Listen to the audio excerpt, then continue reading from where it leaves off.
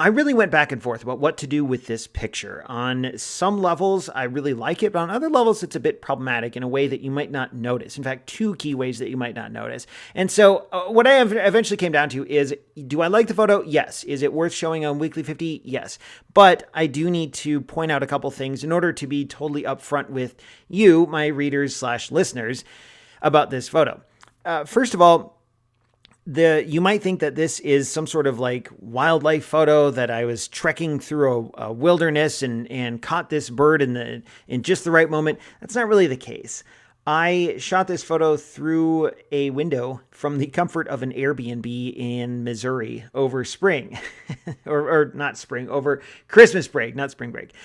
So yeah, it was like 75 degrees and cozy from where I was when I shot this photo. Outside, it was so cold. This is one of the coldest days of I don't know, maybe the year. I don't know if you count calendar year versus like that, the winter season. It was a very, very cold day. It was like 0 degrees when I took this photo. And there was a couple birds that took refuge in this bush right outside the window of this Airbnb. And I had my D750, I had my macro lens. I didn't have a zoom lens, but had the macro lens. And I thought, well, I'll try and take a photo and see what happens. In fact, I think it was my wife who pointed out, like, hey, there's some birds. Do you want to get a photo of the birds? And initially I was like, no, maybe not. But then I thought, okay, well, might as well try it. And compositionally, I think this photo's fine. I like that the bird is kind of sitting one way but facing back the other way. It makes it look a little more interesting. I like the colors, even though that's artificial too. It's all these browns and grays and whites, but then you see that splash of red. Well, that's the tail light of my Subaru.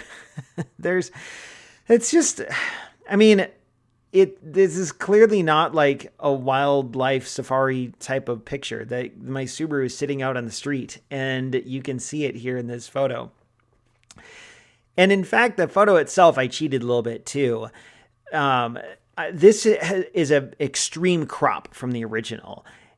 And when you crop photos down that much, you start to lose a lot of detail. Well, Adobe Lightroom has a enhanced details feature that it works kind of like when you see a movie like a detective movie or a spy movie and they take a grainy photo and someone says enhance, and it goes from pixelated to perfectly clear 4K. Well, that's movie magic. You can't really do that in real life.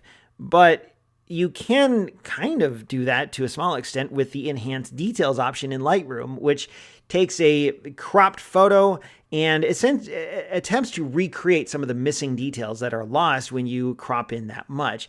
So there's a couple artificial elements here. Number one, this is taken through a window while I was sitting in the comfort of an Airbnb. Number two, it's a crop with details filled in artificially with the enhanced details feature in Lightroom. And number three, that color in the background is actually just a car.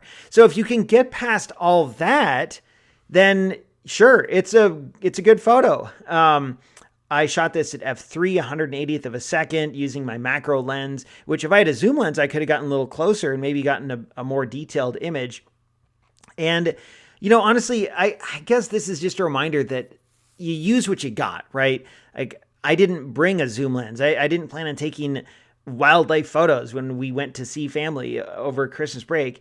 So I did the best I could with what I had. And then I used the tools at my disposal to clean up the photo a little bit. And on some level, photographers have been doing that ever since the dawn of photography. But at the same time, I don't want to just like pretend that that's perfectly acceptable and normal and everything is fine. Like, in my view, I don't want to get into an ethics discussion, but in my view, as long as you're upfront and honest about what you're doing with your photos when you're doing something like this, then it's fine. And so that's what I'm attempting to do here.